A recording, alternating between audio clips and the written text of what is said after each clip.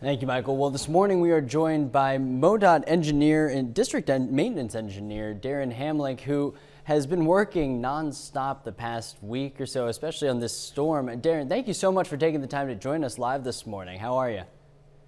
Hey, we're doing good. How are you guys? Doing great. We appreciate the roads being as clear as they are today, but I know the past week has been, it's been crazy on this end. How has it been for you and your team?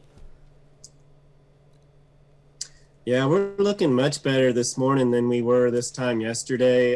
We had that heavy band of snow come through, and so yeah, this morning we're looking real good. We're still partly covered in some areas. The major routes are looking much better.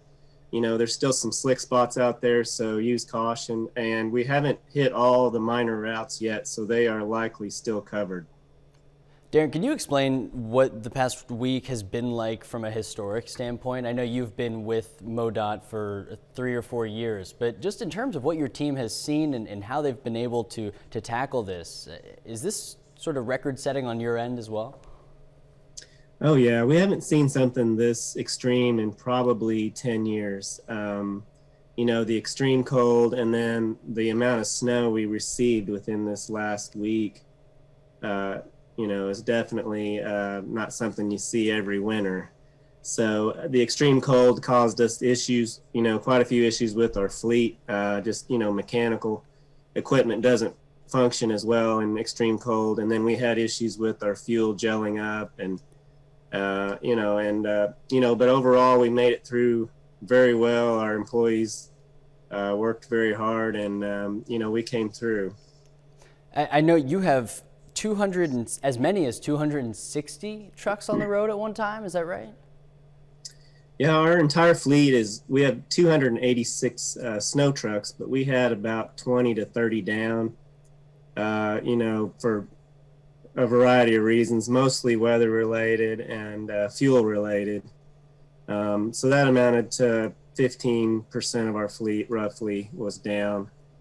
So that is a little higher than normal, and the extreme cold was definitely a factor. But you're covering 14,000 lane miles of road. How do you plan for something like this winter, and what do you expect the next week is going to look like as we sort of let this snow melt and hopefully get back to some higher temperatures? Yeah, we have, when the weather gets bad, we have daily meetings with the National Weather Service and all of our crews, daily. And we plan out in advance. And the planning goes way back even into the spring when we order our salt. We're already planning for the next winter now,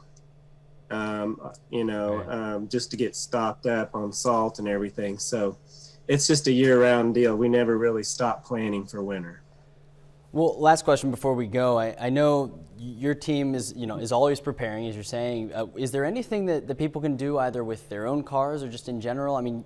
The roads yesterday morning were treacherous. And so how do you recommend people prepare themselves and their vehicles for this kind of weather, should we see it again in the future?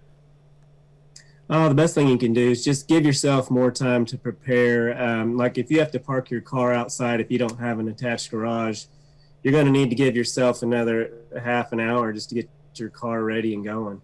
And that way you're not really pushing yourself to get to work and you have plenty of time, because you really need to be reducing your speeds, when the roads get bad. And so just giving yourself more time, you're not going to feel pressured and you're much less likely to be in some type of accident or slide off.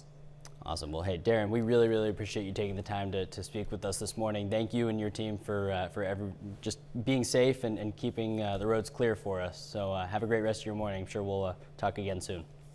Thank you for having me. Yep, we will be right back on the KOAM Morning News right after this.